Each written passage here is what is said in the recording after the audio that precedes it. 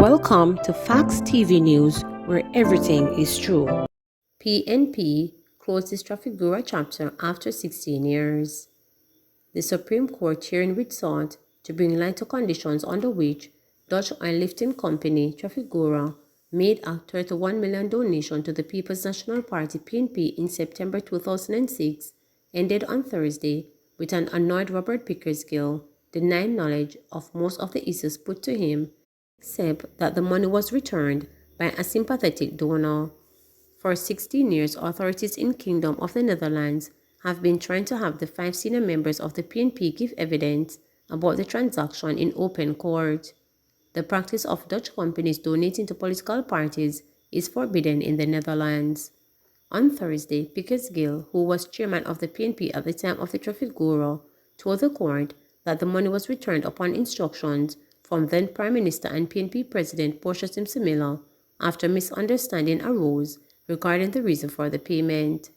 Asked what was the misunderstanding was, Pickersgill said it came about on the basis that the opposition leader Bruce Golding at the time made a statement in Parliament which was false. It gave rise to quite a discussion and debate that had no bias in proof, so there was quite some misunderstanding. He said he wrote a letter to Trafigura stating reference was made to 2 statements issued by your company last October regarding a contribution made to us through CCOC Association, a bank account held by a former officer of the party. The contribution was, at all times, received as a donation to our campaign funds, but a misunderstanding has developed concerning it. In light of that misunderstanding, the party took the decision to return the funds. At the time, the PNP said the money was a donation, but Trafigura said it was a payment on a commercial transaction. On Thursday, Pickersgill said he knew nothing about CCOC Association, which stands for Colin Campbell, our candidate. He was also unable to speak about the SW service and its operations. SW Services was created in 2006 to finance the PNP's campaign for the 2007 general election. At the end of the hearing, reporters spoke with attorney Deborah Martin, who represented Philip Paulwell, and Queen's Counsel K.D. Knight, who represented Simsimila, who was excused for giving evidence in the matter. Every single one of them, PNP witnesses, met with Dutch investigators in an attorney office. We were going through with something that caused confusion. Enough time has passed, and we are relying on it as an end. And we are happy that there is now an opportunity to explain what in fact transpired.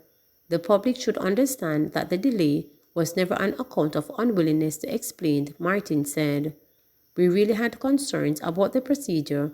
This is the only instance we are aware of where persons had given information in the form of a statement during an investigation in public.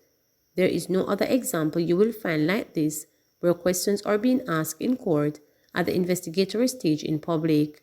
We couldn't understand how, she said. According to Knight, Golding made misleading assertions about the donation, and for that history will be unkind to him. There was never an attempt by the then leader of the opposition to ask the Jamaica police to investigate anything connected to this matter.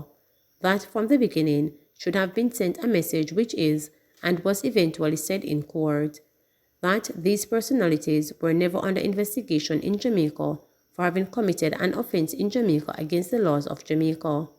There was never any attempt to have those charges with the responsibility of investigating corruption being involved because there was no corruption. The way in which he made his presentation sent a clear message to the public that the People's National Party had done a criminal wrong and people brought into it. History is likely to deal with him in a very unkind way because of the Manis affair, and because of the Trafigura affair, history regrettably will be unkind to him. The Manis affair, to which Knight refers, rocked the JLP government in 2010 when it emerged that operatives of the party had retained American law firm Manhattan, Phillips and Phillips to help lobby Washington in relation to the United States extradition request for Tivoli Gardens strongman Christopher Tufton. She never had to die. Minister of Health and Wellness Dr. Christopher Tufton has identified the death of 23-year-old Jodian Ferron in April 2020 as one of the lowest points for him during the past 2 years as Jamaica faced another coronavirus monster. There are many low points. People lost family members and friends, which was very regrettable, and I share their pain in that regard, Tufton stated on Wednesday, the eve of the second anniversary of the first confirmed case of COVID-19 in the island. With the pain evident in his face, Tufton pointed to the death of Ferron as particularly hurtful. This is a case of someone who was suspected of having COVID. Young, happy about her first child, went to a private hospital and because of a suspicion of COVID was not treated and had to be transferred to another hospital and then to another. Unfortunately, she had underlying conditions and ultimately passed away, said Tufton. It brought a lot of personal grief to me because in the first instance, she never had to die.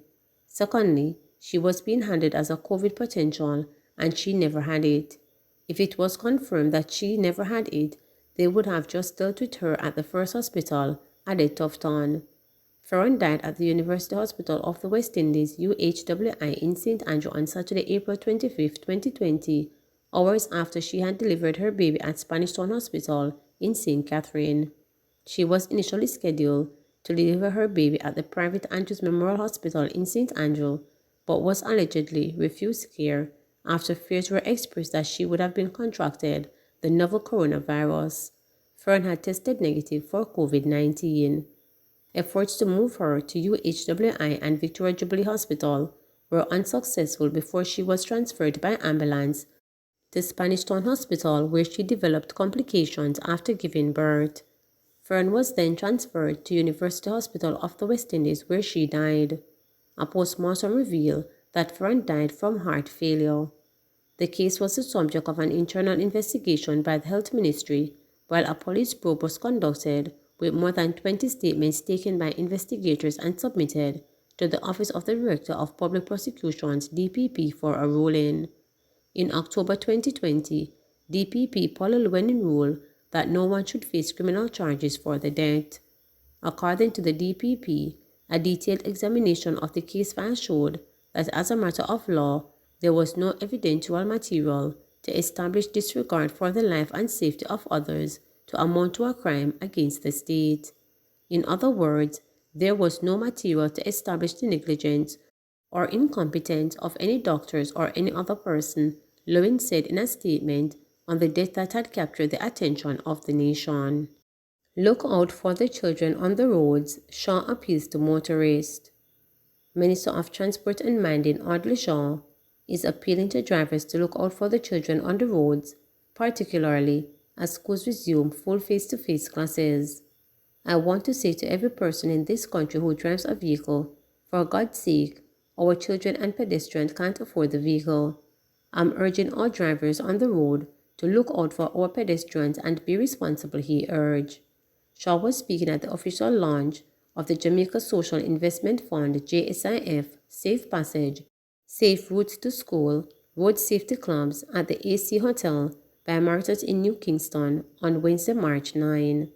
He noted that since the start of the year, 4 children have died on the nation's roads. When we lose these young lives, it is not the families alone that suffer.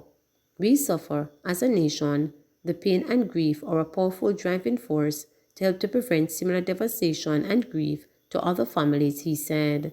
Shaw noted that statistics from the Road Safety Unit indicate that main causes of accidents were excess speeding, drivers failing to keep to the correct side of the road, overtaking inappropriately, and pedestrians not using the road responsibly.